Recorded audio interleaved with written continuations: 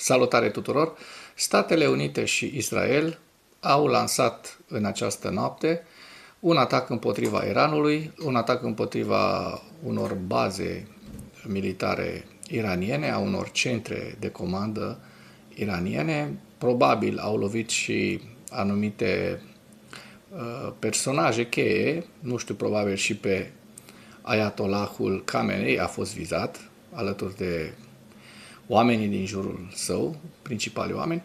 De ceva timp l-am văzut pe Trump susținând o conferință de presă, susținând mai degrabă o declarație, pentru că nu i s-au pus întrebări, o declarație de la Mar-a-Lago în care spunea că în orele care urmează armata americană și cea israeliană vor continua loviturile împotriva obiectivelor militare iraniene și îndemna pe cetățenii iranieni să stea înăuntru, să stea în casă, după care, probabil în câteva zile, când se vor liniști lucrurile, să iasă și să participe la o revoluție împotriva acestui sistem. Trebuie spus că sistemul politic iranian, Khamenei, este unul dictatorial, sângeros, care, așa cum am văzut în săptămânile care au trecut, au omorât mii, dacă nu chiar zeci de mii de civili, de protestatari iranieni, care protestau împotriva acestui regim dictatorial, așa că nu am nicio mică urmă de, cum să vă spun, de regret sau de părere de rău pentru acest regim criminal și pentru instrumentele din mâna acestui regim criminal, care sunt Garda Națională și armata iraniană, poliția politică iraniană. Aceștia trebuie neapărat să dispară, dar vom vedea dacă Donald Trump și Statele Unite ale Americii împreună cu Israelul vor reuși aceste obiective. Având în vedere că Donald Trump, și acum trecem la subiectele principale ale analizei noastre de astăzi, Donald Trump, înainte, cu câteva ore de această declarație, că nu putem să-i spunem conferința de presă, de la Mar-a-Lago, a declarat că are dreptul la un al treilea mandat prezidențial și atunci stăm să ne gândim dacă această mutare, dacă această mișcare, această lovitură nu a fost cu acest scop, cumva legată de alegerile primaries din noiembrie, din Statele Unite ale Americii. Eu încă cred că Trump va dori la un moment dat să declare legea marțială, astfel încât să nu mai existe acele alegeri în care el ar pierde controlul asupra Congresului, care este foarte important, în blocarea sau susținerea lui Donald Trump și a politicilor sale. De asemenea, discutăm astăzi despre un atac cu drone ucrainene. Un incendiu a izbucnit la o rafinărie de petrol din regiunea Krasnodar din Rusia. Emmanuel Macron va actualiza doctrina nucleară a Franței, concentrându-se pe apărarea europeană. Un lucru foarte important. Avem imagini cu loviturile americano-israeliene asupra unor obiective din Teheran, Tabriz și Ilham, niște obiective iraniene. De asemenea, ministrul israelian al apărării a declarat că Israel a efectuat un atac preventiv împotriva Iranului și a cerut atât armatei cât și sistemului de sănătate, spitalelor din Israel, să se pregătească de război. Adică asta înseamnă că va urma un război în toată regula între, pe de o parte, Israel, Statele Unite ale Americii și Iran. La final, așa cum știți, vă prezint hărțile și evoluția fronturilor în viziunea analiștilor Institutului pentru Studiul Războiului, cât și ale Deep State. Iată, despre acest lucru voiam să vorbim. Trump a declarat că are dreptul la un al treilea mandat prezidențial. Asta cu câteva ore înainte de declanșarea acestui atac pe care l-am văzut cu toții. De dimineață știrile curgeau deja și imaginile în acest sens. Președintele Trump a insinuat că are dreptul la un al treilea mandat prezidențial, deoarece consideră că a fost înșelat în alegerile din 2020. Iată, Trump nu se dezminte, spune ar trebui să mai rămânem pentru încă un mandat. Ei bine, avem dreptul, pentru că ne-au înșelat în turul 2. Dacă stai să te gândești, chiar avem dreptul. Un fel de turul 2 înapoi. Da, de fapt nu a fost turul 2, a fost al doilea mandat, da? Al doilea posibil mandat al lui, dar a pierdut alegerile în favoarea lui Joe Biden. CNN notează că nu au existat dovezi ale unei fraude pe scară largă în alegerile din 2020, când Joe Biden a fost ales președintele SUA. În ceea ce privește al treilea mandat al său, Trump a făcut anunțul în timpul unui discurs sinuos în portul Corpus Christi din Texas. Publicația notează că liderul american a purtat o șapcă de baseball cu inscripția American Bay și a urcat pe scenă pe melodia emblematică a campaniei sale God Bless the United States of America, USA, interpretată de Lee Greenwood. Da, deci omul ăsta este un pic cu niște probleme la mansardă. Atac cu drone ucrainene.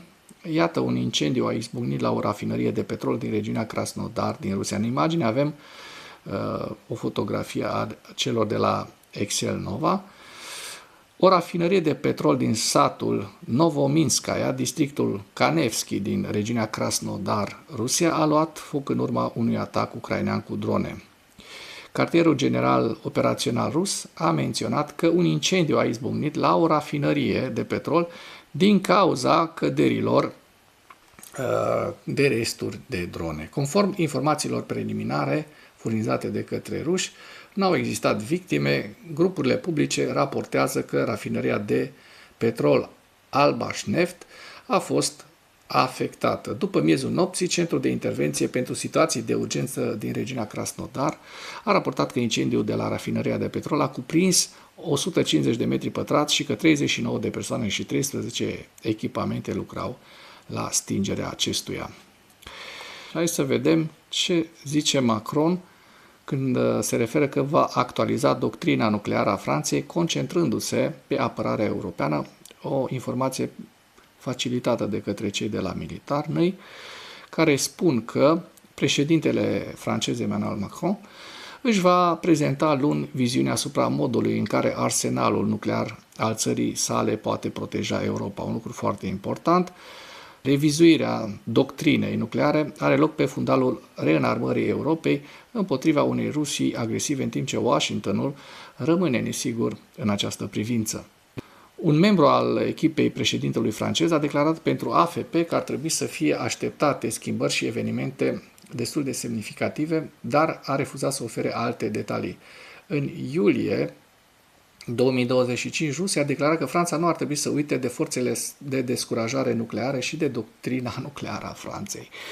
Apărarea unei Europe unite. Franța este în prezent singura putere nucleară din Uniunea Europeană și au existat apeluri repetate pentru o potențială apărare a întregii Uniuni. Conform sondajelor publicate în martie 2025, 59% dintre francezi susțin ideea utilizării armelor nucleare ale Franței pentru apărarea Europei, deci sunt de acord cu acest lucru.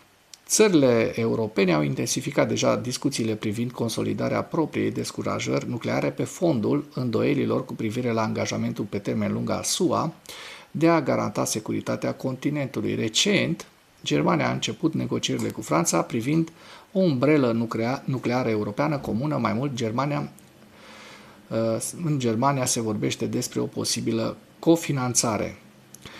Suedia a început discuții similare nu doar cu francezii, ci și cu Regatul Unit. Știm că și ei au arma nucleară, au vreo 200 și ceva de focoase nucleare britanice. Polonia negociază atât cu Franța cât și cu Statele Unite pentru arma nucleară. În acest context, Franța își antrenează activ forțele nucleare. În noiembrie 2025, Militarnăi a raportat că un avion de vânătoare francez bazat pe portavionul Rafale a testat o rachetă nucleară strategică modernizată, Iar în octombrie, Ministerul Forțelor Armate francez a anunțat capacitățile operaționale ale noii rachete balistice intercontinentale M51.3 pentru submarinele nucleare din clasa Le Triomphant. Da, și știrile care fac acum în conjurul lumii, presa iraniană a raportat explozii la Teheran, Tabriz și Ilham. Iranul a plasat spitale la nivelul național în stare de alertă, deci este stare de alertă în Iran și a declarat că victimele vor fi anunțate după verificare. Oficialii iranieni au avertizat asupra unui răspuns dur, în timp ce Israelul a chemat rezerviștii pentru a consolida securitatea la granițele sale. Iată, se vede în această imagine, se vede foarte, foarte bine acest fum negru. Deci, sunt niște imagini foarte, foarte sugestive. De asemenea, ministrul israelian al apărării a declarat că Israel a efectuat un atac preventiv împotriva Iranului. Canalul 12 iranian a relatat că a fost un atac comun al Israelului și SUA. Anterior, 3 explozii de mari dimensiuni au fost raportate la Teheran. Israelul a interzis de asemenea adunările publice și cursurile la nivel național. Vedem foarte bine în această imagine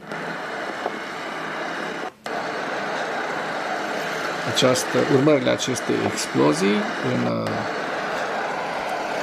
în Teheran. Da, deci putem spune că a început războiul din Orientul Mijlociu. Trecem la ziua 1466 a războiului din Ucraina.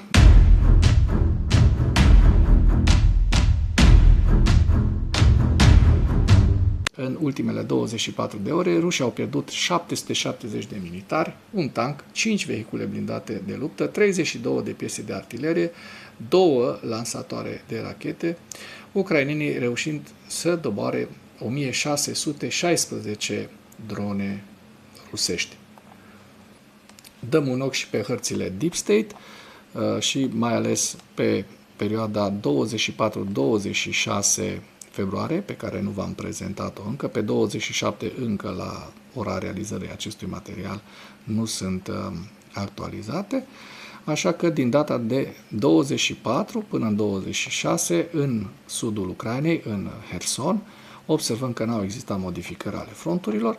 De asemenea, dacă mergem înspre zona Zaporojie, observăm că fronturile sunt foarte, foarte stabile. Deci nu există decât o mică mărire a unei zone gri, dar nici poveste, nici vorbă despre o cucerire rusească în această zonă. Rușii continuă pierderi destul de mari, în timp ce bat pasul pe loc în mai toate zonele.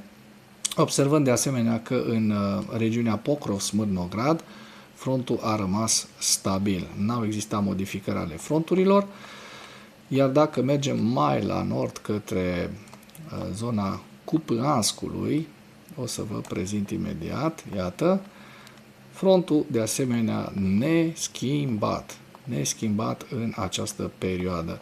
Deci putem spune că în viziunea analiștilor Deep State, think tank-ului ucrainean Deep State, în acest moment, în ultimele zile, n-au existat modificări esențiale ale fronturilor. Observăm doar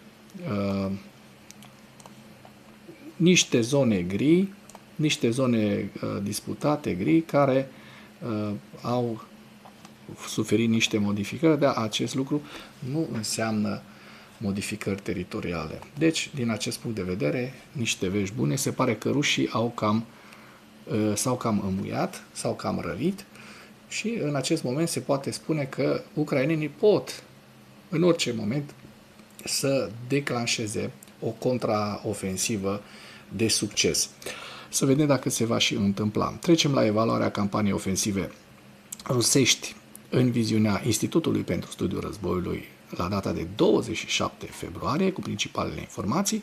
Forțele ruse au început probabil pregătirea câmpului de luptă cu artilerie și drone pentru ofensiva rusă anticipată de primăvară-vară 2026 împotriva centurii fortărețelor a Ucrainei din regiunea Donetsk. Se pare că Rusia își extinde eforturile de recrutare în instituțiile de învățământ superior pentru a angaja forțe ruse pentru sistemele autopilotate. Kremlinul continuă să ia măsuri drastice împotriva figurilor din spațiul informațional pro-război, pe care nu le poate coopta sau subordona pe deplin controlului statului, ca parte a eforturilor mai ample de consolidare a spațiului informațional sub controlul Kremlinului. Deci un stat totalitar care vrea să controleze totul și să controleze dezinformarea și minciuna. O dronă rusească s-a apropiat de portavionul francez Charles de Gaulle în portul suedez Malmö pe 25 februarie. Am văzut această știre. De comentat este faptul că au reușit suedezii să o combată cu ajutorul războiului electronic și probabil s-a scufundat în Marea Baltică. Vedem și o hartă, o imagine, mai bine spus, cu faza 0, da? Faza 0 a operațiunilor rusești și perioada 9 septembrie 2025, 27 februarie 2026 este realizată această hartă cu toate incidentele pe care, iată, și în România apare în Delta, toate incidentele pe care rușii le-au provocat. Și forțele ruse au folosit probabil fosfor alb în Kostiantinivka și este posibil să fie afectat fără discriminare zone civile, încălcând dreptul internațional. Am văzut și aceste imagini foarte șocante, nu pot să vi le prezint, pentru că automat acest material nu ar mai putea ajunge la toată lumea, ci ar avea o restricție de violență plus 18 ani, etc. Forțele ucrainene au avansat recent în zona tactică Kostiantinivka, Druzhivka și în apropiere de Oleksandriivka, iar cele rusești au avansat în apropiere de Huleaipole. La final vă prezint hărțile Institutului pentru Studiul Războiului cu axa nordică, cu regiunea Sumă, Harkiv, râul Oschil, Donetsk, centura de fortărețe ucrainene din Donbass, pe care rușii vor să pună mâna fără luptă prin așa zise negocieri de pace, Slaviansk, Kostiantinivka, Druzhivka, Pokrovsk, aglomerarea Pokrov-Smârnograd, Novopavlivka, Dniepropetrovsk și axa sudică, estul regiunii Zaporojie și Herson. Și cu acest ultim detaliu închei materialul nostru de astăzi cu îndemnul: dacă ați găsit informații utile în acest videoclip, nu ezitați să-l distribuiți pentru a ajunge la cât mai multă lume. Mulțumesc mult!